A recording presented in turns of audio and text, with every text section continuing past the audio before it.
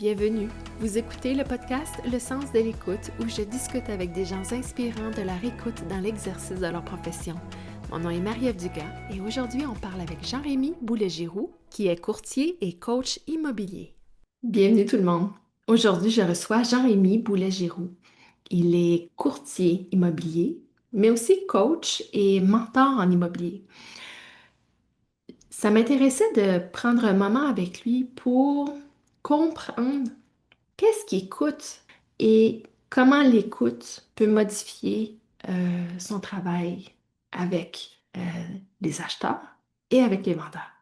Bonne écoute. Jérémy, merci d'être là. C'est un plaisir pour moi de t'avoir sur le podcast. Le plaisir est partagé. Je voulais parler avec toi parce que dans le cadre de ton travail en courtage immobilier et aussi en coaching en immobilier, t'as besoin d'avoir une écoute que je trouve complexe parce que j'ai l'impression qu'il y a beaucoup de choses à écouter quand on accompagne des clients, soit à vendre une maison ou à acheter une maison. Et ça, il y a tellement d'émotions que ça révèle, que ça réveille. Fait que je trouve ça gros comme écoute, puis comme accompagnement à faire. Fait que je suis très curieuse de t'entendre là-dessus. Mais là, avant, est-ce que tu peux juste mettre la table pour ceux qui nous écoutent? C'est quoi ton parcours? Qu'est-ce qui t'a amené à être courtier immobilier, puis ensuite coach et mentor en immobilier? Ben, pour faire ce cours, euh, moi très jeune, je m'étais tout le temps dit, je voudrais trouver une job qui se filerait pas comme une job, tu sais, une job que j'aime vraiment beaucoup. Puis c'est ça qui m'a amené. Jeune, j'étais intéressé par le courtage immobilier, mais j'étais surtout intéressé à devenir instructeur de parachute. Puis c'est ça que j'ai fait pendant 8-10 ans. Puis pendant que j'étais instructeur, à un moment donné, je me suis mis à chercher qu'est-ce que je pourrais faire d'autre. Puis pendant que je suis allé étudier à l'université, je me suis dit, tiens, pourquoi pas faire mon cours temps partiel comme courtier immobilier parce que euh, ça a l'air d'être un domaine intéressant, ça a l'air d'être un domaine payant. C'est aussi quelque chose qui est de l'entrepreneuriat, là, où est-ce que tu es ton propre patron, mais en même temps, tu sais, ça vient avec plein d'avantages et d'inconvénients, sauf que même si c'est de l'entrepreneuriat, c'est quand même un modèle d'affaires éprouvé. Fait que je me disais, moi qui est intéressé au bout par l'entrepreneuriat puis avoir une business, ben, tu peux quand même pas perdre d'aller dans le courtage immobilier parce que même si le courtage fonctionne pas, au moins j'allais apprendre plein de choses, tu sais. Mhm. Puis, puis aussi, dans la deuxième moitié de ma vingtaine, je suis vraiment devenu un peu obsédé par l'idée d'apprendre. Fait que j'étais tout le temps en train de lire des livres. J'étais à l'université. Pendant que j'étais à l'université, je faisais courtage à distance. Après, j'ai fait la formation pour être inspecteur en bâtiment parce que je trouvais que j'en connaissais pas assez sur les bâtisses en soi. J'étais vraiment obsédé par apprendre, puis parce que je me disais, tu sais, dans la vie, pour développer notre potentiel, c'est une question de levier. Puis je trouvais l'apprentissage comme étant la chose, le levier le plus grand au monde. Puis à travers ça, je suis tombé sur le livre de Guillaume Duluth, où est-ce que ça a mis la communication dans un angle vraiment nouveau pour moi, qui me faisait réaliser que probablement que le levier le plus puissant sur la Terre, c'est la communication parce que tu peux pas vraiment apprendre sans communiquer. Tu peux pas enseigner sans communiquer, tu peux pas avoir aucune relation, tu peux pas. Tous les buts qu'on peut avoir dans la vie, il y a tout le temps une part importante de communication reliée à ça. Puis là, je m'étais investi dans les formations de communication alors que j'étais rendu inspecteur en bâtiment. Puis je trouvais que dans l'inspection, ça devenait redondant. C'est soit je trouvais des problèmes, soit je trouvais rien. Mais dans les deux cas, c'était pas vraiment gratifiant, tu sais, parce que soit tu es comme, voici des problèmes que tu savais pas que tu avais, ou tiens, tu me payes, mais on dirait que je servais à rien parce que la maison est belle. Fait que je trouvais ça, c'est vite devenu lourd versus la complexité, tu sais, d'un achat immobilier. c'est vraiment plus complexe, c'est tellement plus de démarches, de niveaux, de gestion d'émotions. Fait que je m'étais dit, vu que j'investissais dans des formations sur la communication, que j'allais me lancer dans le courtage parce que là, j'allais avoir le terrain de jeu parfait pour maximiser puis développer ces skills-là. Fait que c'est ça qui m'a amené initialement là-dedans. Puis là, dans les dernières années, je suis à la fin de ma quatrième année comme courtier. Puis c'est le fun parce que tu sais, il y a une certaine maturation qui vient avec les années d'expérience. Et aujourd'hui, ben là, j'ai fait beaucoup de formations au-delà de la communication, carrément la psychologie de l'individu, puis comment réellement développer notre potentiel. Puis aujourd'hui, ben, j'ai une envie de pouvoir développer ça à un autre niveau parce que c'est le fun de l'étudier, mais il n'y a rien de mieux que de le mettre en pratique. Puis c'est beau appliquer les principes qu'on connaît sur soi, Ouais. mais à un certain point, pour les aiguiser encore plus, ben, faut en faire profiter les autres, je pense aussi, là. Fait que c'est un Ouais. peu ça, là. Je suis comme dans le début d'une transition où est-ce que dans ma carrière, je veux intégrer les notions de coaching puis de mentorat. Ouais. Ouais. Fait que dans le fond, ça, t'as toujours été guidé par être stimulé de plus en plus. Fait que dans le fond, l'inspection au bâtiment comblait pas ton besoin de, de, de te développer, là. Puis là, c'est comme si. Exact, parce que c'est ça, tu sais, ben, c'est le fun parce j'avais de l'intérêt vers ça. Fait que des fois, tu vas vers tes intérêts, mais Ouais. ça s'ouvre pas tout le temps de manière exponentielle. Des fois, tu fais le tour rapidement, sauf que tu vois qu'est-ce que t'aimes, qu'est-ce que t'aimes pas. Dans l'inspection en bâtiment, j'avais plus l'impression que c'était une job où est-ce que j'étais régulé par la compagnie dans laquelle j'étais. Fait que j'étais juste un inspecteur de plus, que j'étais pas à l'aise de faire les choses différentes parce que je me ferais taper ses Ah, doigts, mais en même temps, j'aimais pas la manière qu'eux voulaient faire les choses. Par contre, j'aimais ça, découvrir des nouvelles maisons, tu sais, à tous les jours, à toutes les semaines faire partie des projets des gens qui veulent acheter. Ça j'aimais ça. Puis j'étais quand même, à la fin de la journée, mon propre patron. J'étais payé pour le résultat plus que pour mon temps.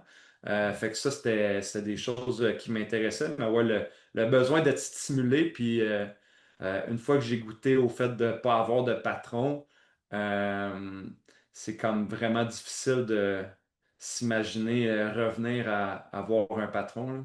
ouais. Ouais.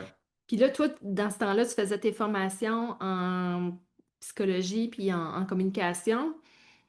Fait Mhm. que là, comme tu dis, ça te permettait d'être courtier, ça te permettait de déjà mettre ça en pratique beaucoup plus que quand tu étais dans l'inspection. Exact. Exact, parce que la relation tu crées beaucoup plus de relations, puis le défi il était plus élevé aussi pour moi, parce que Ouais, tu as besoin de plus de relations pour avoir des contrats aussi. Euh, mais tu sais, il y a un suivi, tu sais, l'inspection, tu fais une inspection, puis ça finit là. Tandis ouais, que quand tu as des acheteurs, ben, tu vas faire plusieurs visites, des fois tu vas faire plusieurs offres, des fois tu vas faire plusieurs réalisations des conditions. Fait que ça crée beaucoup plus de liens, là, tu sais. Tu le Ouais. savais-tu ça en allant dans le courtage? Oui, tu allais pouvoir mettre en pratique, mais tu savais-tu à quel point ça allait être utile, tout ce que tu avais appris? Hum, ben, j'avais le feeling que ça allait vraiment me challenger. Puis ça l'a été très challengeant. Ça l'est encore. Je pense que c'est pour ça que je m'ennuie pas puis que j'aime encore ça. Euh, mais tu sais pas tout ce que tu sais pas. Fait que j'ai Ouais. appris beaucoup. Tu sais, j'ai appris plus que ce que j'aurais pu imaginer. Ouais, Mais ça, c'est les joies de l'entrepreneuriat, là. Ouais. ouais. Puis là, parlons donc de l'écoute, ramenons ça à l'écoute. Mettons là, tu commences, tu as un appel avec un client. D'abord, c'est quoi la première chose que tu écoutes quand il y a un premier contact avec soit un acheteur ou un vendeur? Ben, la première chose qui me vient à l'esprit, c'est vraiment le niveau de cohérence, tu sais, de la personne. OK. Autant de la cohérence interne qu'externe, parce que sais, oui, dans le meilleur des mondes, je veux aider tout le monde, puis je veux aider au maximum, mais on a tous juste 24 heures dans la journée. Puis Ouais. autant que je veux donner mon 100%, autant que c'est pas tout le monde qui mérite que tu donnes ton 100%, parce qu'il y a bien des gens qui sont soit pas sérieux, soit qui sont pas réalistes, ou soit qui sont Oh, confus. ok. Fait qu'il y a une notion de voir, est-ce que, oui, je veux aider, mais est-ce que c'est une personne que je peux aider? Parce que c'est pas vrai que je peux aider tout le monde. Je peux pas aider quelqu'un qui veut tout, mais qui est rien prêt à mettre sur la table, tu sais. Puis ça, tu le vois tout de suite, c'est dans les premiers appels. Tu le vois tout de suite? Ouais, tu sais, parce que des gens qui, admettons, j'ai une propriété à vendre, donc ils vont avoir de l'intérêt pour la propriété, puis là, ils vont dire, ouais, on veut visiter, tu sais, on est tous prêts à acheter, tout est beau. Fait que ma première question, c'est toujours, OK, fait que vous avez une préqualification hypothécaire. Non, on n'a pas de préqualification hypothécaire, mais il faut comprendre que la préqualification hypothécaire, ça ne coûte rien. Il n'y a aucun risque, il n'y a aucun engagement relié à ça, mais ça te montre clairement c'est quoi ton budget maximal pour acheter une propriété. Puis si jamais tu avais à faire un offre, ça vient montrer au vendeur que tu as fait tes devoirs, qu'il ne perd pas son temps avec toi. Puis si jamais tu es en compétition avec d'autres acheteurs, ben, Mhm. ça montre que tu es au moins aussi crédible qu'eux autres, parce que si tu n'as pas ça, tu n'as pas l'air crédible. Puis souvent, les gens m'appellent, puis ils disent que ils sont prêts à tout, tu sais, sont prêts à acheter, mais ils n'ont même pas ça de fait. Quand dans le fond, je ne sais même pas si ça vaut la peine de visiter avec eux, parce que peut-être qu'ils n'ont même pas le budget pour acheter la propriété qu'ils veulent visiter. Fait que c'est comme, tu sais, il y a un niveau, tu veux t'investir. Tu sais, c'est sûr, faut que tu sois prêt à t'investir en tant que courtier, de mettre du temps, donner de l'énergie à des prospects, ça c'est normal. Mais tu sais, avec le temps, il faut savoir aussi bien investir son temps, puis pas perdre son temps avec des gens qui finalement sont pas si sérieux. Fait que une question de cohérence, dans le sens, OK, vous êtes prête, bon ben, qu'est-ce que vous avez fait jusqu'ici? Puis c'est quoi que vous visez? Parce que est-ce que c'est réaliste avec le marché? Puis Mhm. après ça, ben, j'aime ça embarquer dans les besoins, tu sais, de comprendre vraiment. C'est toujours le fun de demander. Tu sais, au lieu, tu sais, souvent les gens vont faire, ben, cette maison-là est dans mon budget, elle est belle, puis c'est dans le secteur que je recherche, comme, OK, c'est la base.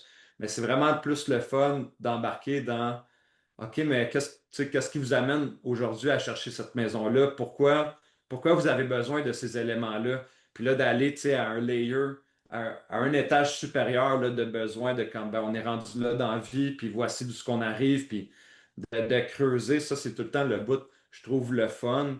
Quand les gens s'ouvrent à moi, tu sais, je suis un peu inconnu pour eux, Ouais. mais quand tu sens que les gens s'ouvrent, ben là, c'est le fun parce que ça veut dire que c'est une porte d'entrée pour moi m'investir à mon tour.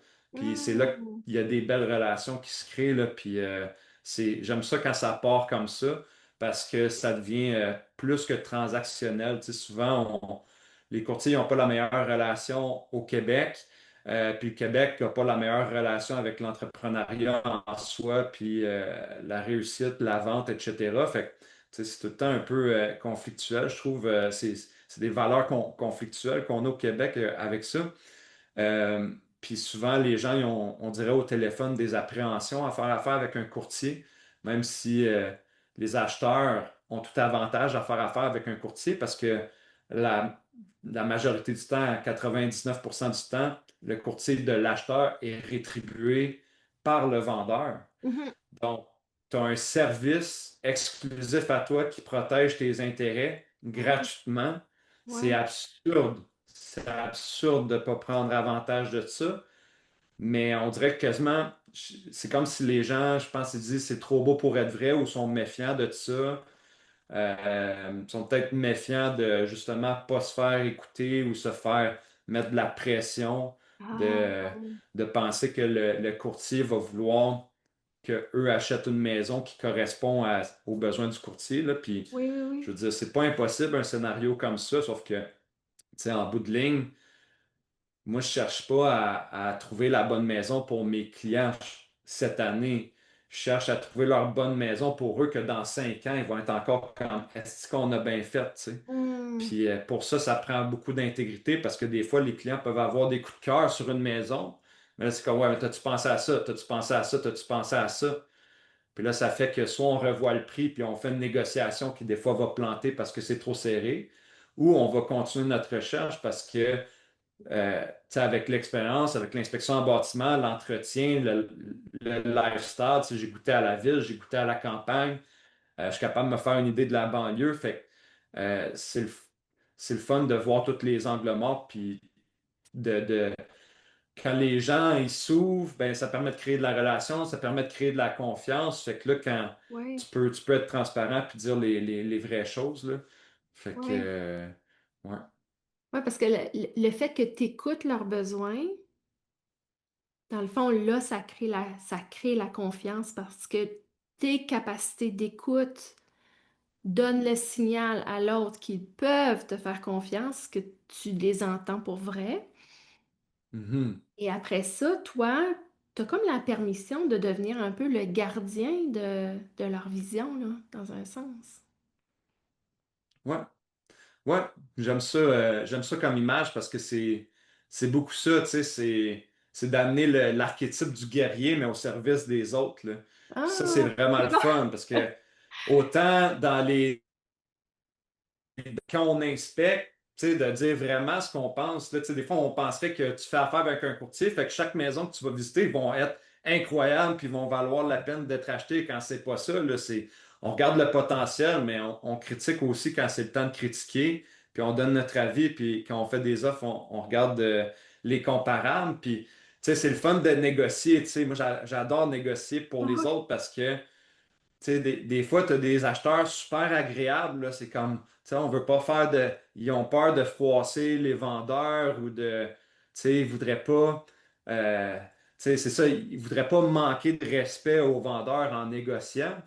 Mais moi, je suis là pour avoir les meilleures conditions pour eux autres. Puis ça, c'est le fun parce que avec l'expérience, tu as différentes stratégies qui peuvent t'aider à rentrer d'une manière audacieuse avec un prix plus bas que celui demandé. Mais quand tu es capable de le justifier, puis quand tu es capable d'utiliser des tactiques, des stratégies de négociation, puis que tes acheteurs qui auraient donné le prix demandé, ben, tu es capable d'avoir 10, 15 000, 20 000 en dessous, ben, crime, eux autres, ils capotent, là, puis ça, c'est le fun, là. Puis à l'inverse, pour les vendeurs, quand je travaille avec des vendeurs, ben, c'est quand même c'est une dynamique un peu différente parce que les vendeurs dans le marché actuel, on a plus le gros bout du bâton. Fait que dans ce contexte-là, les vendeurs, c'est plus, tu sais, au lieu d'être le guerrier qui accompagne, tu es plus un gardien avec les vendeurs. C'est comme tu donnes des comptes rendus, puis tu sers le roi, là, tu sais. Puis moi, une phrase que j'adore dire à mes clients, c'est une relation d'équipe qu'on a. Moi, je suis l'expert, mais le boss, c'est toi. Fait qu'à la fin de la journée, c'est toujours toi qui as le dernier mot, puis moi, je ne vais pas te faire prendre aucune décision à ta place. Moi, je suis là pour te partager l'information Ouais. d'un point de vue objectif. Puis ça, c'est le fun d'avoir les rôles clairs, là, tu sais, dans le sens Hmm. que c'est les clients qui décident toujours, mais je suis là pour les écouter puis pour les informer, là. Ouais. Fait que est-ce que tu penses que l'écoute, elle est bonifiée quand les rôles sont clairs comme ça dès le début? Est-ce que tu les clarifies, ces Certainement. rôles-là? Ouais. Ouais. Ouais, oui, parce que tu sais, ça a besoin d'un. En fait, c'est pas directement que ça va améliorer l'écoute, mais c'est surtout que quand tu as un rôle clair, ben après ça, les territoires sont clairs, fait que l'anxiété est plus basse. Puis quand l'anxiété est plus Oh, basse, ben on est plus wow. réceptif, là.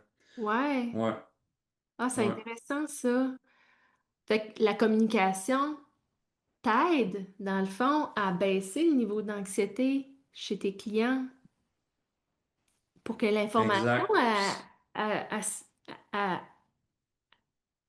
pour que l'information travaille, mais pour que l'information elle puisse être fluide.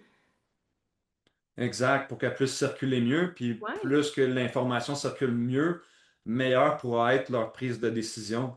Parce que, tu sais, il y a Ouais. beaucoup d'émotions, mais quand tu mélanges à l'émotion de la confusion, ben Mhm. là, ça devient un peu l'enfer. Versus quand l'information se partage facilement, ben là, tu peux, les émotions sont normales dans le processus, fait que tu les laisses arriver, ils ont un pic, tu les laisses passer. Puis après ça, ben, les décisions peuvent se prendre beaucoup plus facilement versus si l'anxiété est tout le temps dans le tapis parce que le lien de communication est pas très efficace, Ouais. ben, je pense que ça fait des expériences désagréables un peu pour tout le monde, autant pour le courtier que pour les clients, là, tu sais. Puis Ah. ça joue des deux bords, tu sais, il y a des gens qui sont moins habile en communication que d'autres. Fait que souvent, ils tirent plus de jus aussi en tant que client, là. Fait que, puis il y a des courtiers qui sont moins bons. Puis je pense qu'on a tout le temps matière à s'améliorer, là. Puis c'est ça qui est le fun aussi. Euh, comme job, c'est que chaque client, ben, c'est un nouveau projet. Mais tu sais, on voit un terme à ça, mais après ça, il y en a d'autres. Puis tu sais, c'est comme, t'as tout le temps un peu, c'est comme un voilier, là. Tu sais, t'as du vent dans les voiles tant que t'as des clients, mais tu sais, c'est jamais, il y a tout le temps l'espèce d'excitation de pas savoir si le mois prochain va ressembler à quoi, là, tu sais. Ouais. Ouais. Tu as parlé d'émotions. Puis, Mhm. à quel point les émotions pouvaient brouiller la réception d'informations. Comment tu écoutes ça, quelle émotion qui prend beaucoup de place chez un client? C'est quoi tes indicateurs? Comment tu fais pour réaliser laquelle des émotions qui l'habite puis qui le submerge? Mhm. Je pense que c'est deux choses. Tu sais, il y a l'empathie de base, là, tu sais, d'être capable de se mettre dans la peau des autres. Puis, je pense que la connaissance des traits de personnalité aussi, puis Hmm. des phases de vie des gens, ça l'aide. Fait que ce que je veux dire par là, c'est, admettons, dans les premiers appels, je vais être capable de cerner beaucoup quel genre de personnes j'ai affaire. Tu sais, si tu du monde super extraverti qui vont foncer dans le tas, ou des gens plus anxieux. Est-ce que c'est des gens plus introvertis qu'il va falloir que je gratte pour savoir vraiment qu'est-ce qu'ils pensent? Est-ce que c'est des gens qui vont être vraiment durs à satisfaire parce qu'ils sont très euh, pas contradictoires, là, mais tu sais, ils n'ont pas peur de la confrontation. Ou à Hmm. l'inverse, c'est des gens qui vont me dire qu'est-ce que je veux entendre sans me dire la vérité, tu sais. Mhm. Euh, Fait que d'être capable de cerner un peu quel genre de profil j'ai à faire. Euh, Après ça, puis d'être capable de me mettre dans les pieds des autres, ben, ça me permet de savoir en fait c'est quoi la zone, c'est quoi en ce moment la zone d'ombre, là. Tu sais, l'ombre, c'est tout le temps tu sais, ce qui est pas clair ou ce qui est épeurant, ce qui est inconnu. Puis quand, quand avec l'expérience, tu sais, quand tu fais des transactions, à un moment donné, les patterns se répètent. Fait que tu sais quel élément va générer de l'anxiété. Tu sais, par exemple, bon, je représente le vendeur, on a une promesse d'achat acceptée, euh, puis là, il y a une inspection. Bon, ben, je ne fais pas juste dire, hey, l'inspection est telle date. C'est comme, hey, l'inspection est telle date, tu n'as pas besoin d'être là, même que c'est mieux que tu ne sois pas là, parce que sinon, ça fait une tension inutile. Par contre, moi, je te représente, puis je vais te faire un compte rendu après l'inspection de comment ça s'est passé. Et là, je viens d'éliminer 10 questions plus ou Hmm. moins conscientes que lui avait dans sa tête. Tu sais. Ouais. Puis c'est ça qui est une grosse partie de mon rôle en tant qu'accompagnateur, c'est d'absorber le stress, mais aussi estomper, tu sais, faire disparaître le stress. Il y a plein de stress qui n'a pas besoin d'être là. Quand tu Ouais. sais clairement qu'est-ce que tu fais puis où tu t'en vas. Tu sais, moi, je le sais, dans les transactions, je ne suis pas stressé parce que j'en fais des dizaines par année. Ouais. Mais je garde en tête que mes clients, eux, ils n'en font pas 10 par année.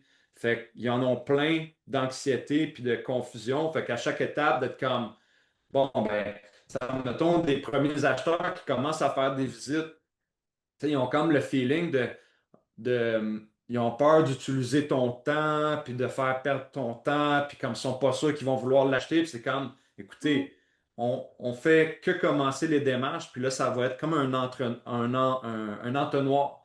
En ce moment, vous regardez, vous faites vos recherches par rapport à vos critères, vous voyez plein de propriétés. Parmi celles-là, il y en a certaines qui vont vous générer de l'intérêt pour avoir plus d'informations. Fait qu'on va aller chercher plus d'informations.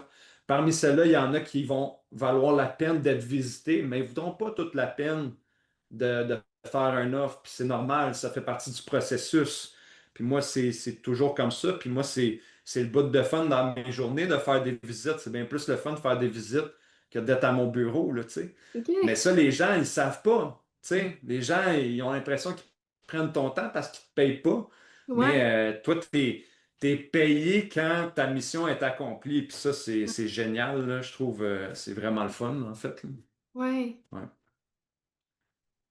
Fait que t'as une lecture de la personne à la base qui te permet de comprendre son architecture ou ses dynamiques. Puis toi, avec ton expérience, tu es capable de coller après ça, OK, ce type-là, rendu à telle étape, c'est sûr qu'il ressent ça. Fait qu'il y a comme une expérience, une mémoire qui entre en jeu. Avec tes connaissances, puis avec l'expérience que tu as, c'est comme si tu as le goût d'être utile. Mhm. Puis ça ramène à la notion de coach puis de mentor en immobilier. Fait que comment tu vois ça, cette transition-là vers... C'est juste le terme anglais là, qui me vient, là, self-driven, là. Tu sais, j'ai toujours été très autonome dans ma manière de décider qu'est-ce que j'ai envie de faire. Puis, j'aime pas l'idée de perdre mon temps. J'ai peur, j'ai beaucoup peur de vieillir puis avoir l'impression de passer à côté de ma vie. Tu sais. Hmm. J'ai beaucoup peur de passer une vie qui n'est pas la mienne. Tu sais. Euh, fait que c'est pour ça que ça m'occupe quand même beaucoup l'esprit de toujours avoir devant moi des choses le fun qui me font vibrer.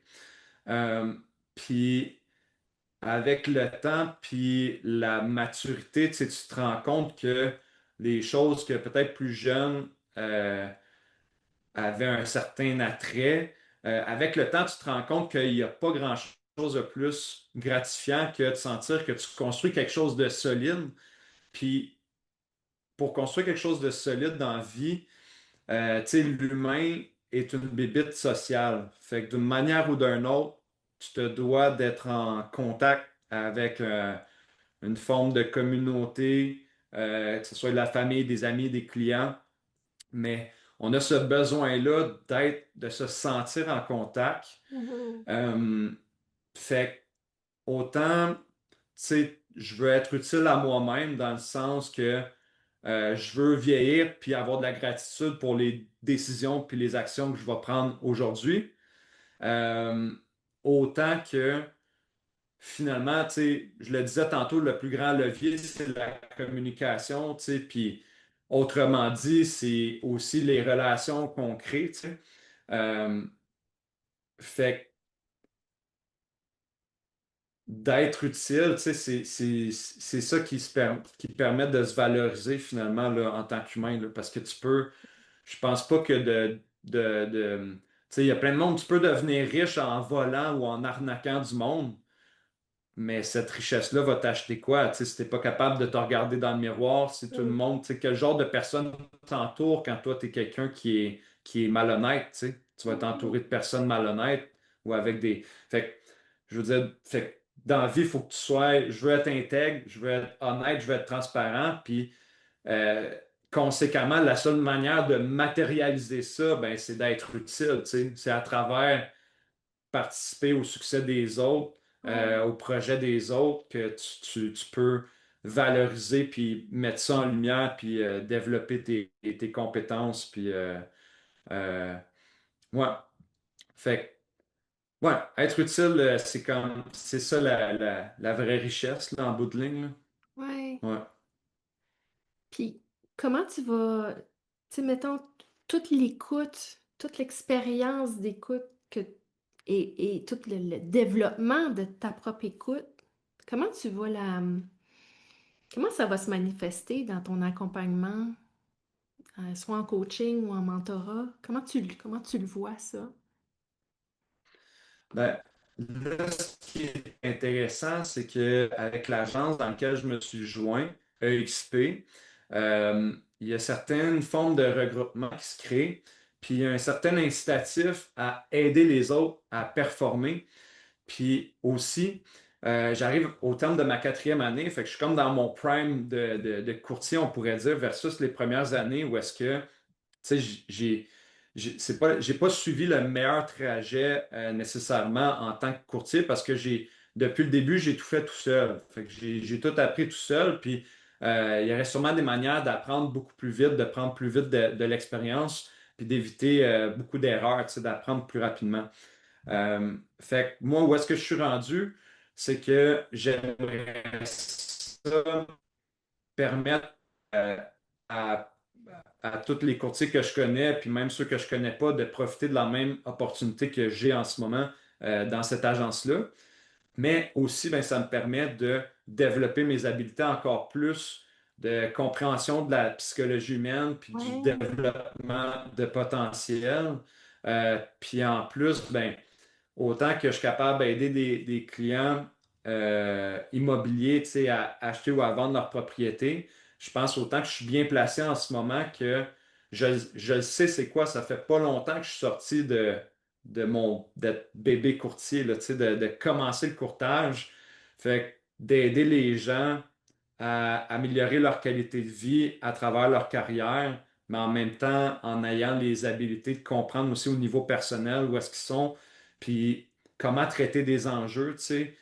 C'est beau avoir de l'écoute, mais tu peux pas tout le temps parler de tout, n'importe comment, n'importe quand, tu sais. Au contraire, il non. faut savoir respecter les zones de confort là, des gens.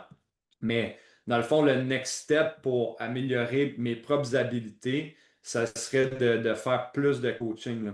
Ouais, Puis, il y a des points de douleur, tu sais, communs dans les courtiers que là, j'ai récemment résolus. Tu sais, on parle de, souvent, tu as de l'instabilité financière parce que les frais sont vraiment élevés, puis tu sais pas quand est-ce que tu vas générer tes prochains revenus. Il y a le manque d'affiliation. La plupart des grosses agences te recrutent, puis après ça, tu es laissé à toi-même. Puis des fois, moi, c'était l'expérience que moi j'ai vécue, c'est que je sentais pas de fit avec dans mes anciennes agences. Je sentais pas de vraie connexion. On dirait que tu étais plus en compétition. On dirait que les gens avaient des masques. Puis je me disais, tu sais, par moment, je me disais que l'image que le public se fait des courtiers, tu sais, qui est pas une image glorieuse, mais souvent, j'étais quand, ben, c'est pas, elle vient pas de nulle part, tu sais. ouais, c'est Elle vient ça. pas de nulle part. Puis c'est plate à dire, Ouais. mais c'est ça, mais j'étais comme, ouais, mais sont où le monde comme moi, là, tu sais? Ah, Puis ouais, ouais. j'ai trouvé une solution à ça avec le groupe dans lequel je me suis joint. Fait que, tu sais, là, il y a l'affiliation, les frais sont beaucoup moindres, puis il y a des belles opportunités pour le revenu. Fait que, côté financier, c'est plus intéressant. Puis après, ben, il y a la notion de développer les compétences. Il y a beaucoup plus de ressources pour se structurer, créer une croissance stratégique, développer nos habiletés. Puis en bout de ligne, ben, c'est le public, c'est les acheteurs, les vendeurs du Québec et du monde qui bénéficient là, de toute cette structure-là. Ouais. Fait que c'est pas mal ça aujourd'hui. Tu sais, il y a moins de nouveautés là, dans mon travail de courtier, dans le sens, tu sais, chaque projet est nouveau, mais dans la gestion des transactions puis des inscriptions, tu sais, c'est quand même bien maîtrisé maintenant mon travail. Fait que je suis vraiment, j'ai de l'intérêt à step up Ouais. maintenant en aidant des courtiers à développer leur business, là. Ouais. Ouais. Fait que c'est vraiment une progression, une évolution à chaque fois où est-ce que, bon, t'atteins un niveau de confortable, mettons, et là, tu Mhm. pars à la recherche, OK, qu'est-ce qu'il y a dans mon environnement qui peut faire en sorte que je vais au prochain niveau qui se définit à mesure que tu avances, finalement. Exact. Qu'est-ce qui est encore plus beau? Ouais, Qu'est-ce que je pourrais être encore plus utile? ouais, Puis avoir du fun, tu sais. Ouais. Parce que si je peux aider des courtiers à aider des clients, ben en bout de ligne, je peux aider beaucoup plus de clients, tu sais, que Mhm. je peux le faire tout seul. Fait Ouais. que, il y a une espèce de cercle vertueux là-dedans là, qui m'interpelle. Ouais. Ouais. Qu'est-ce que tu aimerais partager comme, comme un conseil sur l'écoute? Apprendre à s'écouter soi-même. Mais tu Mhm. sais, c'est vague, là. Euh, tu sais, puis je pense pas. Moi, personnellement, je préfère écrire que parler dans le vide, là. Mais, puis en plus, tu sais, à l'intérieur de nous, on a toutes sortes de dialogues. Tu sais, il y a beaucoup de voix différentes. Fait que c'est de trouver la bonne voix. Mais moi, je pense que c'est important d'apprendre à s'écouter soi-même dans le sens savoir sont où justement nos points d'anxiété qui souvent on veut taire, on veut mettre, écouter le bruit par-dessus au lieu d'écouter profondément c'est quoi qui nous interpelle. Puis, tu sais, moi, j'ai comme ce feeling-là que, tu sais, dans la vie, des fois, tu vois du monde passer dans ta vie, puis t'es comme, Aïe, cette personne-là est sur une quête, puis j'aimerais vraiment ça, vivre quelque chose de similaire, tu sais, avoir le même genre d'énergie de je suis sur une quête, ma vie, c'est une aventure, je m'en vais vers là. Puis, c'est pas facile de trouver ça, mais si on s'écoute pas, c'est impossible de trouver ça, tu sais.